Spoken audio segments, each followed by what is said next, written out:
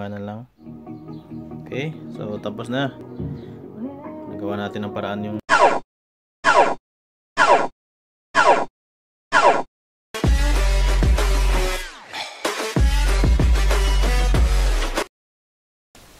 magandang araw mga ka-vlog tech.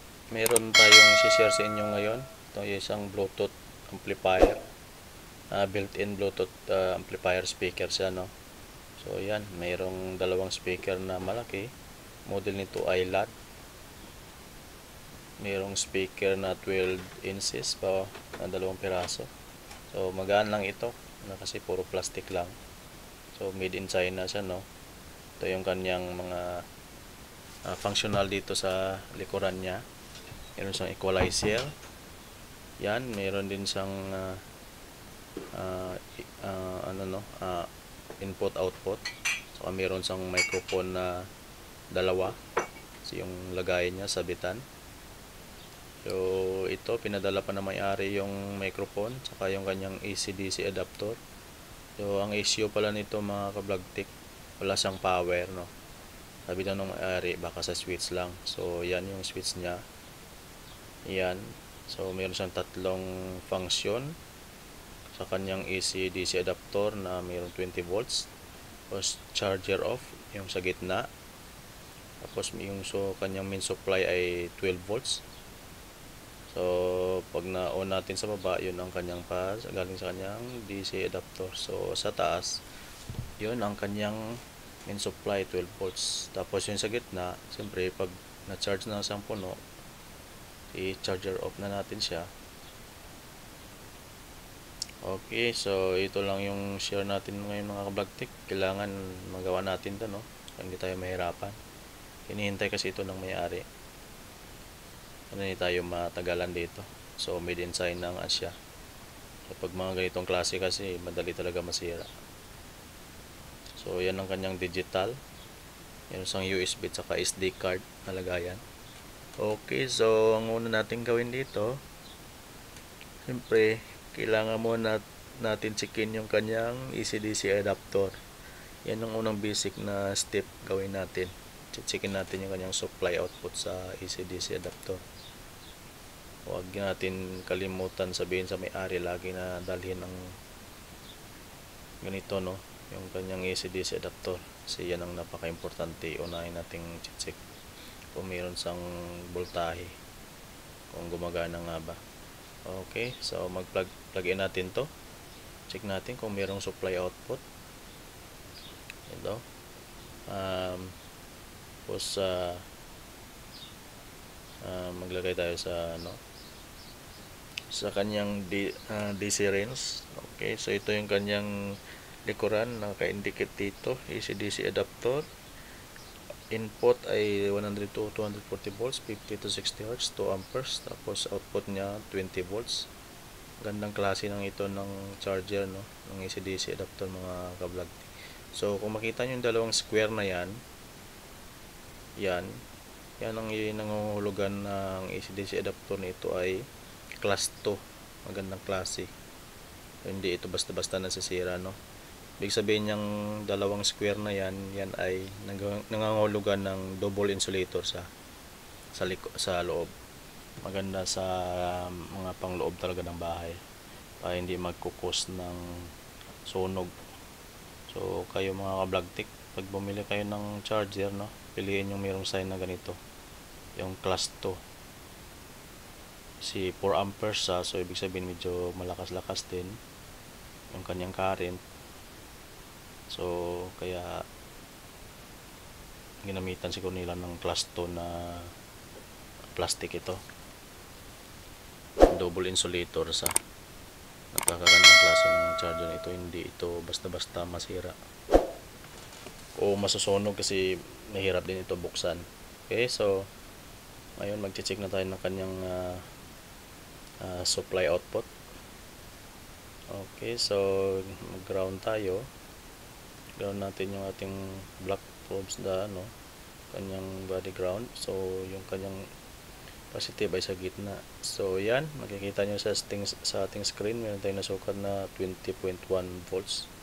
So as in normal sa. Sa ganitong klaseng mga charger mga ka-vlogtech, hindi to madali-dali masira yung mga class 2 na ganyan. So okay, ngayon ang ating charger adapter. So ang next natin gawin nito, mayroon naman tayong nasukat na supply na 20 volts. So kailangan natin itong subukan, i-hook up natin sa likod. So mayroon siyang 20 volts na supply output, 4 amperes siya. So ngayon, i-check natin kung gumagana yung kanyang charger, no? So, charger, kung naka-charger indicator siya, kita nyo yung green na charger indicator na yon. So kapag umilaw yun, sabihin sabihin okay yung kanyang charger indicator, no? Tsaka hindi siya shorted. Ayan. So as in normal sa mga ka-vlogtech. Normal yung kanyang charger, no? Yung kanyang charger line sa loob ng kanyang board. So ibig sabihin walang short doon. Maaaring gumagana ito, nagcha-charge naman sa. So ibig sabihin mayroong supply ang battery nito. Maaari itong full charge pa itong baterya niya. So yan, so kapag nalagay natin sa 12 volts wala talaga. So yung kanyang AC in, pwede mo rin ito lagyan ng 12 volts, no, battery in. Kasi main supply nito 12 volts lang. So wala talaga. Yan, so umiilaw lang yung kanyang charger, so ibig sabihin nagcha-charge siya. Hindi sira yung ating mga charger IC sa loob. So ito yung kanyang touch switch functional, kanyang digital. Meron siyang USB. Yan, so yan ang kanyang microphone control. May control niya. So meron siyang equalizer. O wala talaga mga vlogtech. Kahit anong pindot natin dito. Yan, so nakita na nila nag-spark yung kanyang DCN. So baka maaring maluwag lang yun. Okay, so bubuksan natin ito. Yung unit na ito. Nagcha-charge naman sa, maaring full charge pa ito. So yan na yun, no? Gawin natin. So ang sunod natin, nalaman naman natin na nagcha-charge yung kanyang baterya. So ibig sabihin wala tayong problema doon sa may kanyang charger section sa loob. So problema lang talaga nito ay power lang. Kasi wala talagang power sa mga ka-vlogtech.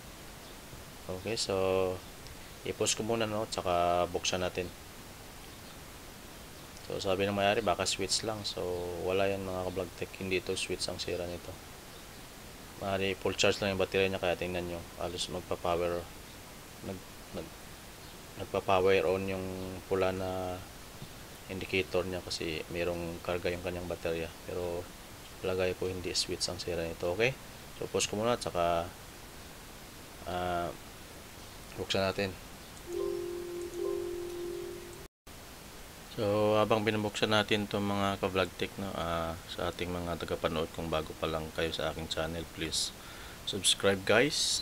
Pakiclick ang notification bell para updated kayo sa ating mga nagawang video, no.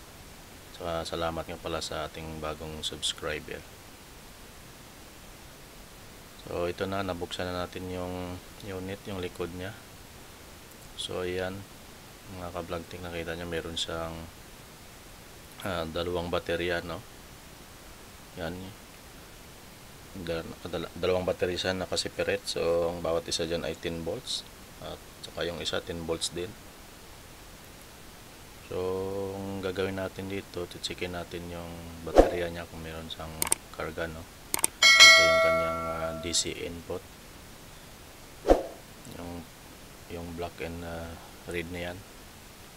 Tapos ito yung kanyang mga mainboard. Yan yung kanyang mga pisa sa likod. Ang liit lang nito mga ka-vlogtech. Yan lang yung malaking speaker na yan. Yan lang yung nagdadala sa malaking speaker natin. Okay, so pasensya nga pala kayo, hindi nakafocus masyado yung ating camera, no. Hindi natin alam kasi mahirap mag-vlog habang nagre-repair mga ka-vlogtech. So walang alang sa inyo, gawa natin ng video to kahit nahihirap. Okay, so nagalaw-galaw ko muna yung kanyang switch. So siyempre ang una natin gawin dito, Mag-check tayo ng supply ng kanyang baterya. So yan yung kanyang DC input kanina, nag-spark nung una nating lagay ng charger nya. So checkin din natin yan mamaya kung mayroong problema dyan. Okay, so plaster ko muna yung ating camera, tapos magsusukat tayo ng kanyang baterya, no? O di kaya dun sa may input nya, kanyang battery connector, para malaman natin kung mayroong nagsushort doon, bakit kaya hindi nagpa-power yung amplifier nito, yung built-in na Bluetooth speaker. Okay, so mag-check muna ako ng kanyang baterya, mga ka-vlog tech, kung okay yung battery nya. So tingnan natin kung ilan yung tayo nito. Mayroon pa siyang pondong karga. Yan, so sinsa na kayo, focus natin kung ang maganda yung ating camera. Yan, check natin. So itong isa ay mayroon siyang 10.4 volts. So at least, as in fully charged siya. Tapos tingnan din natin tong isa, tanggalin natin sa kanyang connector. Ito, tingnan natin to kung parehas lang din sila, kasi kung mayroong isang baterya na hindi gumana dyan, isang cell na hindi gumana, so maaaring hindi gagana yung buong baterya, yung isang side na ito. So check natin, kailangan mayroon din itong 10 volts. So masyadong madulas, check natin mga vlog tech. So last medium paghawak natin. Yan, so mayroon sang 10.4 din, no? 10.46. So as in good sa. So kasi naka 10 volts yung bawat isa nito pala. So ibig sabihin siguro naka-series yan, kanyang bawat isang side ng part ng baterya sa loob. So mayroon sang supply na 20 volts. So yung ating AC/DC adapter ay 20 volts yung kanyang charger adapter. So yan, no? So tama-tama. So kompleto siya, tama yung supply nya. So magtitingin tayo dito sa banda muna sa kanyang battery connector kung mayroong na short dyan. Ayan ang kanyang charger pin, yung walong paa, tapos mayroong diode galing sa kanyang 12 volts yan, mga ka-vlog tech. Sa 12 volts na battery connector, yung mayroong battery terminal dito sa likod. So checkin natin yan, tapos check tayo dito sa may battery connector kung shorted siya, para malaman natin na kung saan tayo magsisimula. Tapos checkin din natin yung mga kanyang mga regulator dyan mamaya, kung alin yung mga nawawalan ng voltage. Tapos ano tayo, step by step tayo gagawin dyan. Kailangan natin tumayos ngayon, mga ka-vlog tech. Hinintay ito ng may-ari, pero relax lang tayo, hindi tayo medyo masyadong nagmamadali, para magpag-isip tayo ng maganda kung saan tayo mag-focus. So tanggalin muna natin itong mga nakasagabal na tulad nitong antenna nya. Yan, sa FM antenna, para makapagsukat tayo ng continuity dyan. So yan, titingnan ko yung kanyang DC input kung maluwag nga. So at least nakikita naman natin kanina, no, pag charge natin gumagana naman yung kanyang charger section, kasi naka green light naman. So tingnan natin ngayon kung may shortage dito sa kanyang battery terminal. Kung mayroong shortage dyan, ibig sabihin mayroong short na parts sa kanyang built-in na amplifier. Okay, so check ko muna to mga ka-vlog tech. Bali yung baterya niya yun, yung dalawa, naka-parallel lang yan. So black to black tsaka red to red, isang connection lang sila. Naka-parallel lang yun.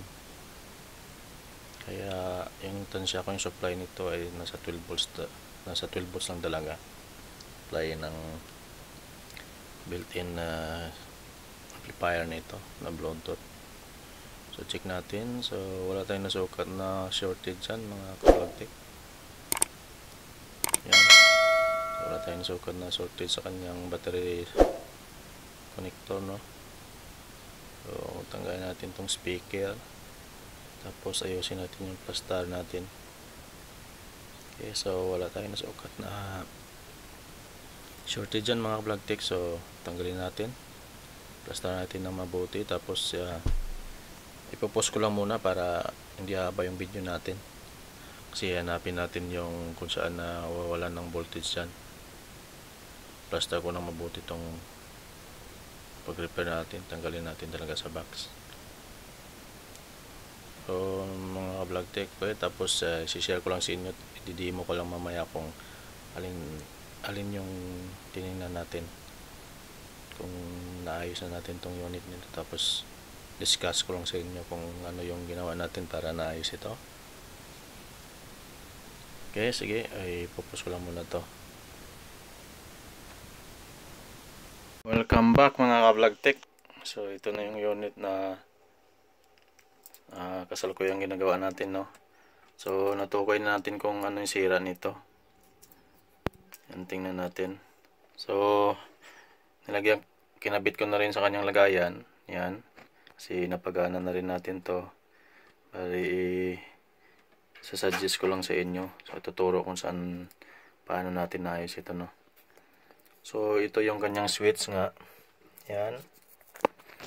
Yan ang kanyang switch. So ito yung sa AC niya. Sabi niya yung AC 220 volts. Yun ang yung sa AC-DC adapter niya yun, para sa charger niya. Pag ito yung naka-on siya sa baba. Tapos pag sa gitna, sa charger off sa. Tapos ang sa taas, ito yung sa 12 volts na supply niya. So bali ang supply pala nito, no, ay 12 volts. Meron sang dalawang dito na baterya. So ang bawat isa nito ay 12 volts. Bali 12. Pagdating naman dito sa kanyang connector ay nakaparallel yung dalawa nito. Yung red, tapos yung red galing sa baterya, at saka yung black, at saka yung isang black. So bali 12 volts pa rin supply niya dito. Nakaparallel lang sa. So ang ginawa natin dito, nihirapan din tayo, tagal-tagalan din tayo dito mga ka-vlog tech. Ayan yung diode dito. Ito, yung diode dito mga ka-vlog tech, yan. Focus natin yung camera, yan. Yung diode dito para ito sa kanyang charging IC. Yan. Para sa kanyang charging yan. Ikutin natin yung camera natin. Yan yung diode dito. Tapos ito yung kanyang charging IC. So wala, tinignan natin itong part na dito ay okay naman lahat, gumagana. Tapos tinignan ko yung kanyang MOSFET, nilagyan ko na. Ito, tinignan ko yung MOSFET niya. Ito, tatlo yung paa, yung in channel na MOSFET. Binaklas ko ito, gumana naman, okay naman siya. Tapos naghanap pa ako na dito ng mga nawawalan ng supply galing sa kanyang 12 volts. So yun tayong nakita mga ka-vlog tech dito. Hirap kasi makita kasi natatakpan sa yun. Yan, ikuha tayo ilaw.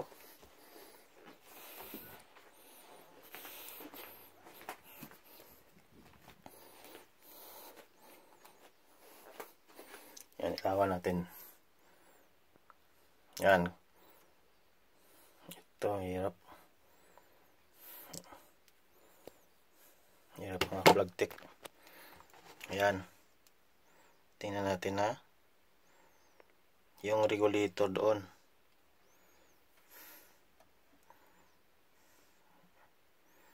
Takpan siya, no? Ayan. Diba may jumper yung isang paa ng regulator doon? Yung regulator na yun ay 78M08. So, yung input supply niya ay nasa 12 volts. Tapos yung output niya ay 8 volts. So, dyan hindi dumating yung supply na galing dito sa kanyang 12 volts na battery. Dyan ang galing. Tapos, kung nakita nyo yung capacitor dyan mga ka-vlogtech, yan. Tinanggal natin. Tinanggal ko yan kasi yan ang nagsusupply sa kanyang 12 volts na regulator. Tapos kinakat ko na lang yung linya dyan. Kasi yung regulator na yan, yung 8 paa, yan. Yung paa mga ka-vlogtech. Makikita nyo. Hindi pakita masyado. Madilim kasi. Tayo. Yan. Nakikita nyo yan, itong 8 paa na yan. Yan yung 8 paa. Yan yung hindi gumana na regulator. Kaya hindi makarating yung supply doon sa kanyang 12 volts na regulator. So ang ginawa natin, nalagyan ko yan ng supply. Nalagyan ko ng jumper yan. Papunta dito sa diode nito. Yan, kasi ang diode na yan ay 12 volts yung kanyang positive. So ginawan ko dyan. So nung sinuplayan ko yan, nagkaroon siya ng 12 volts dito, ang regulator. Tapos nagkaroon siya ng 8 volts na output. Tapos pati itong regulator na 5 volts dito, nagka 5 volts na rin. Yung 5 volts na yan, yung 78 na yan. 78M05. Nagkaroon na rin siya. So, ibig sabihin, itong regulator na to, yung 8 yung paa. Yan. Yan ang sira niyan. Kaya walang supply na pupunta doon sa yung regulator na 12 volts. So, ang ginawa ko, dinamper ko sa dito. Kaso lang, automatic on sa kasi yan dumiretso sa baterya. Automatic may 12 volts yan, nakakunik yan dito.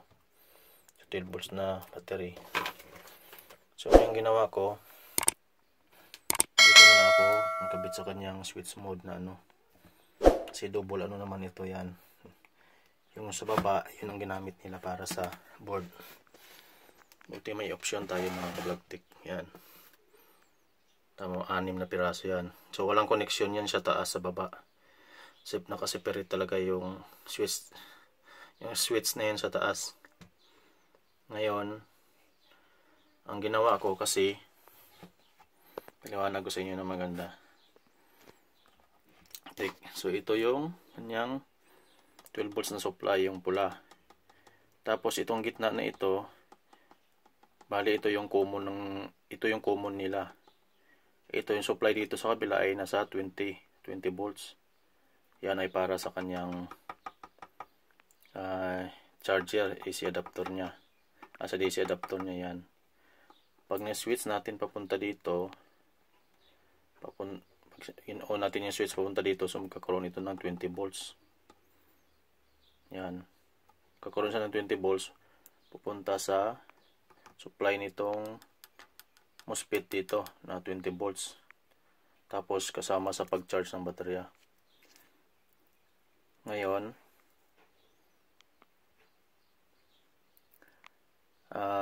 tapos pag dito naman tayo nag-switch pa kabila, magkakaroon ito ng 12 volts. Magkakaroon ito ng 12 volts itong itim. Mag-automatic na 12 volts yan dito. Kasi ginaya lang natin yung nitong dalawa nito. Isang jumper lang ako para magkaroon ng supply itong isa. Ngayon, so magkaroon siya ng 12 volts dito. So automatic sa mag-supply dun sa ating regulator na 12 volts dito. Yan. Yung mga vlogtech yan. Hirap kasi makita. Sobrang layo siya. sobrang sa ilalim. Yan. Yun. So ngayon, hindi na tayo nagpalit ng pisa niya. Nag-jumper na lang tayo. Yun ang problema ng mga China na gawa. Hirap. So ngayon, kung siyempre, pag nilagay mo sa... So nagtaka kayo bakit dito ko sa kinabit, no? Instead na dito sa baba na ito. So bakit dito na lang ako naglagay ng bagong switch niya sa taas? Alam mo kung bakit? Kasi pag nagkamali sila ng pindot dito sa kanyang 20 volts na charger, pag nagkamali sila, kung dito ako maglagay ng 12 volts, gagawin ko sang switch. Pag nagkamali silang pindot dito, so magsusupply ito ng 12 volts. So masisibak yung ating regulator na 12 volts doon. Ayun, nagets nyo ako mga ka-vlog tech. Masisibak yon kasi magiging, ito yung common niya eh.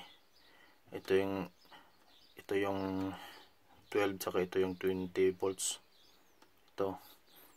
So kung dito ako maglagay, pag pindot nila doon, paano kung pindot nila papunta sa 20 volts, so 20 volts papasok dito, sibak yung ating 12 volts doon.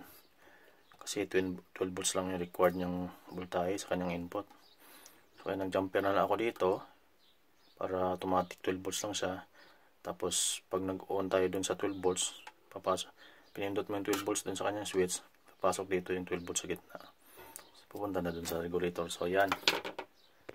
So medyo natagalan tayo pag trace din ito, no? So ngayon papakita ko sa inyo kung gumagana na nga siya. Ka-vlog tech yan. Yan. So yan. Ito nga yung kanyang AC 220. Ito yung fast charger. Pag na-on mo dito, yung charger doon, magcha-charge siya. Tapos,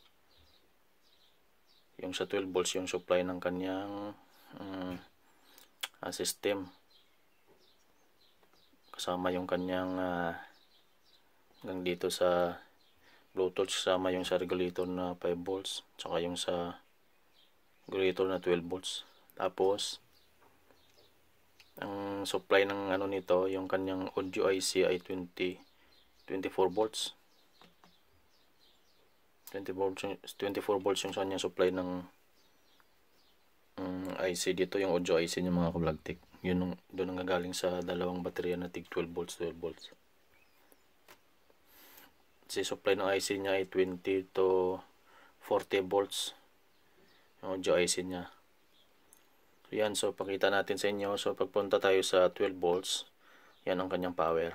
Yan. Switch natin. Yan. So meron na sa mga ka-vlog tech. Power na siya.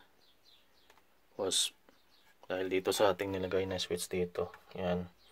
Nag-automatic sa 12 volts dito, tagos doon sa regulator.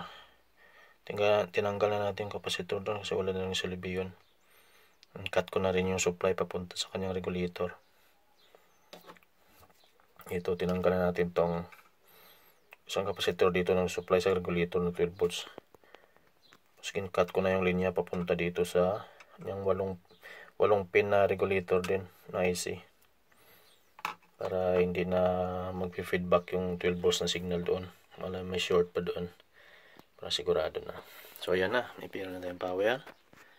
Tapos pag nilagay natin dito sa kanyang nakalagay na off charger, yan, so mamamatay yung unit yan. Yan, napatay na siya. So yung 20 volts na ito ay yung AC 220 niya para ito sa charger niya. So wala na yan kahit switch natin yan. Okay, so try na natin. Balik natin mga vlog tech. Welcome back mga ka-vlog tech. So nabalik natin lahat ng screw, no? Yan. So subukan natin i-power on ngayon. Switch on natin sa kanyang 12 volts. Yan. So meron na siyang power, di ba? Naka-hi-fi siya. Okay, so ngayon pinutin natin yung kanyang mode dito. So dito natin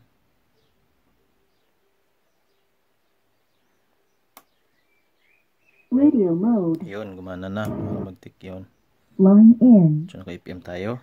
Lagyan natin sa Bluetooth. Bluetooth mode. Yan. Ayun. Connect natin sa ating cellphone. Bluetooth.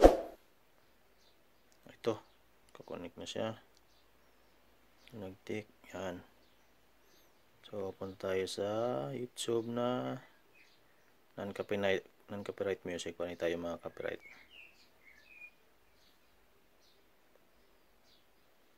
Okay. So, kita naka-bluetooth na sa mga vlog tech yan. So, search ko lang non-copyright music. Non-copyright music. Para malaman nyo talaga na gumana na siya. Ayan.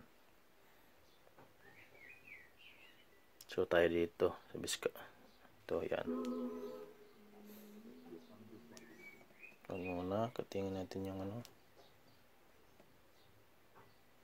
Mayroon pa sang ads, kaya na-off ko muna siya yung kanyang sound. Baka makapira tayo ba? So, yan. Yan na. So, mayroon na mga ka-vlog tech. Yan lang. May na-signal ko. Yun. Luman natin.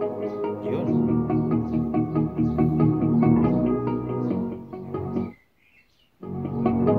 Okay, gumana lang. Okay, so tapos na. Nagawa natin ng paraan yung China na ano na ito yan. Maliit lang, malaking speaker, pero ang liit-liit na kanyang amplifier sa loob. Naka-built-in. Yung gumana na siya. Sa mga bago lang pala sa aking channel, mga vlog tech, ay paki-subscribe na rin kung nagustuhan nyo ating nagawang video. Paki-click ang ating notification bell para updated kayo sa gagawin natin ulit. Kung hindi natin na-supplyan yung kanyang 12 volts na regulator, wala. Hindi talaga ito magpa-power online kasi yung kanyang 8-pin na regulator hindi na gumana. So okay na, normal na. So tayo natin yung unit. Masaya na yung may-ari nito. Yan, malaki oh. Kita nyo. Yan. Alam mo.